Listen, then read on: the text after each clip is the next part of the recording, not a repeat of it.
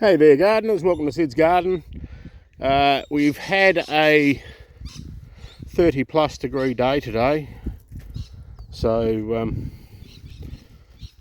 Sammy's here helping in the garden. That's meant is we've had a few warm days in a row, so some of my lettuces are bolting to seed. In a way I'm okay with that because I'll harvest some seeds. So I'm a little bit undecided whether to pinch the tops out or whether to pull them out or whether to just let them go and harvest the seed. If I let them go, I can't use the space. If I pull them out, I can replant lettuces back in there or something else back in there. So just a little bit undecided at the moment. Most of the lettuces are still okay and we'll get another couple of picks off them yet. The corn has loved the heat and that's shot up. I'm not sure what's happened to this one. Only just noticed it was a bit stunted and short, and anyway, one out of however many's there is not too bad. So these have shot away quite nicely in the heat, been keeping them moist. I've been munching on a few radishes, but I've also had some Portuguese millipedes in here munching on a few radishes, which I don't like. The parsnips, although it's a bit of a sparse germination, it is a germination and they are there. And the collies in particular are suffering a little bit in the heat. They've had 2 lots of water today, and I'll give them another lot in a moment just to get them up through the night. The broccoli didn't mind it so much, but they were bigger and better, stronger plants, so they'll be okay. So the other thing I thought I'd just talk about on this video is my compost bays.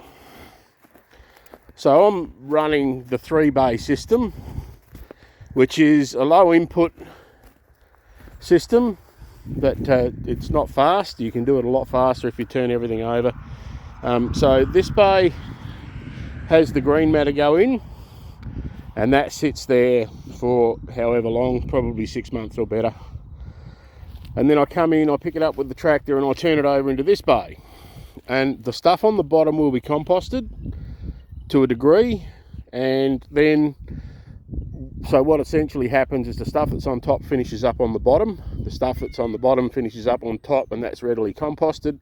I've given this one a boost by putting a couple of loader buckets full of chook poo on top, just to try and speed it up a little bit.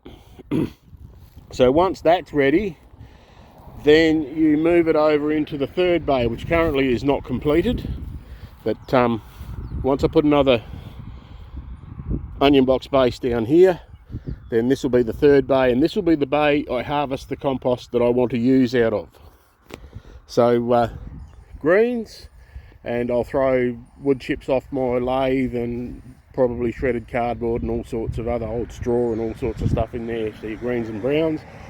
Essentially your greens are your nitrogen, your browns are your carbon, both of which are essential for your garden. Then this one here is your intermediate, so you turn it into there and let it finish off, and then you shift it to your last bay, and that's where you harvest from. So my intention is to get another bay here, and then I'll have a 4th bay up here, which will be for the wood chips that I chip these and a few other piles I've got around the place. And then if I've got enough pallet bases, which I have, or the time factor is probably better, I'll do a 5th bay, and that will be where I'll put manures, just to sit there and be ready to go. So I've got access to sheep manure. I'm hoping, talking to a neighbour who's got a set of cattle yards 500 metres down the road, that he may let me go down and clean out his cattle yards, which will give me cow poo, and then the chook poo from the chook yards. So that's the process here. I've done it successfully already in my the old veggie garden. I had a smaller 3-bay system and it's still going. Interestingly, so this is right by my compost bay. That is an African box thorn, which is a declared weed here in South Australia. So I'll be coming back over with a hoe and chipping that out and keeping an eye on that. We don't want them around here. So yeah, so a little garden update to see how they've been going. I'm going to go and water my cauliflowers now, and maybe munch on a radish, and then I'll come back and chip out this boxthorn.